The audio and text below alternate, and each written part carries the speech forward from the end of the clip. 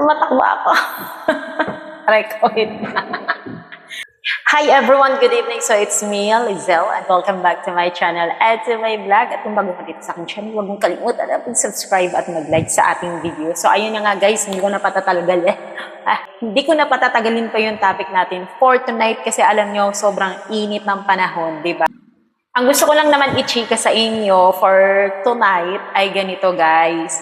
Ito ay para sa lahat ng mga magpa-file ng Pag-ibig Lump Sum or Provident Fund sa Pag-ibig Fund, yung 20 years or yung 15 years, okay? So, yung claims po natin sa Pag-ibig Fund, ito yung tinatawag na optional withdrawal na 15 years at saka 20 years. So, kapag na-reach na po natin yung 15 years or 20 years ng Pag-ibig contribution, ay pwede na po natin i-claim yun kay Pag-ibig Fund. At syempre, lagi ko naman sinasabi sa inyo na ito ay pera natin at kapag nakapag-claim kayo, dahil benepisyo natin yon as member ng Pag-ibig Fund, ay hindi po natin yun babayaran, syempre. So, ang gusto ko lang i-remind sa inyo, sa lahat ng mga nagbabalak dyan na mag-file ng Pag-ibig Lump Sum, guys, pwede kayong mag-inquire sa Pag-ibig Fund. Siyempre, unang-una naman talaga, ang gagawin natin is mag-inquire tayo kay Pag-ibig Fund. Any branch na yun ha, kung saan may malapit sa inyo. Magtanong kayo kung qualified na ba kayo or hindi pa. Ngayon naman, kung qualified na kayo para makapag-file ng optional withdrawal na yan, Provident Fund, guys, ito ang lagi ninyong tandaan, mga kapag-ibig. Okay? Ang lagi ninyong tatandaan ay huwag ninyong kalimutan ang palaging magtanong dahil walang bayad ang magtanong at ito ay libre, okay? Lagi kayong magtatanong sa Pag-ibig Fund kung magkano pa ang balanse ninyo.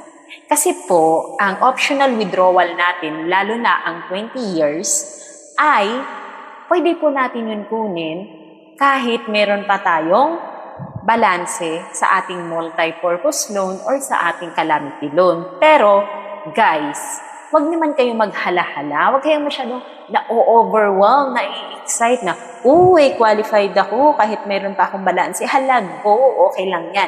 Hindi dapat ganun ang inyong mindset, ha? Ang inyong mindset dapat ay alamin nyo muna kung magkano ang inyong outstanding loan balance. Kasi baka mamaya, tuwang-tuwa kayo dyan.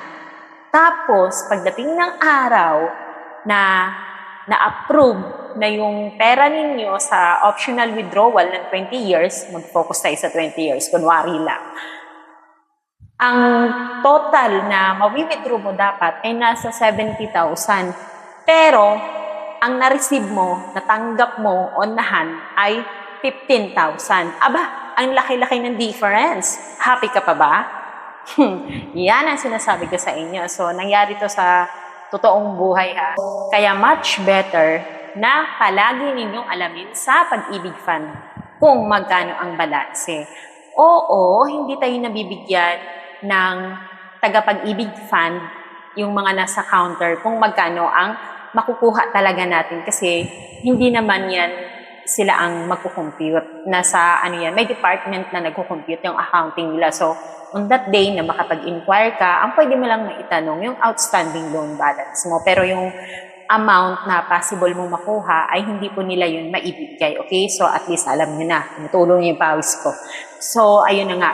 So, yun lang ang lagi kong i-remind sa inyo. Kasi, palagi ninyo talagang alamin kung magkano ang balanse ninyo. Kasi, like for example, meron kang 56,000 na balanse dyan sa Pag-ibig Fund. Imagine, 56,000 ang ibabawas sa'yo, di ba? So, ang laki-laki nun. Kaya, bago kayo ma-excite, ma-overwhelm, bago mag-submit ng Provident Application Form sa Pag-ibig Fund, ay alamin niyo muna ang inyong mga balanse. At para kayo ay makapag-analyze, makapag-isip-isip, makapag-muni-muni kung i-go mo ba siya, ipupush mo ba yun, or wag muna, or siguro i-fully paid ko muna yung utang ko, o di kaya kahit makapagbayad na lang ng 1 taon para at least hindi naman masyadong malaki ang ibabawas kapag na-approve na yung Provident Fund mo ng 20 years. Diba? So, yun lang guys, reminder ko sa inyo. So, friendly reminder to sa inyo mga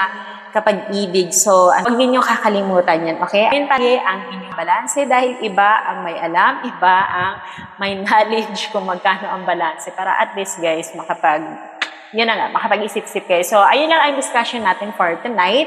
So, reminder ko lang yan sa inyo. So, see you next vlog guys. Huwag niyo kalimutan po ang mag-subscribe dito sa ating channel. At syempre mag-like sa ating video. It's me again, Lizelle. Bye for now. God bless everyone. Bye-bye. And ingat!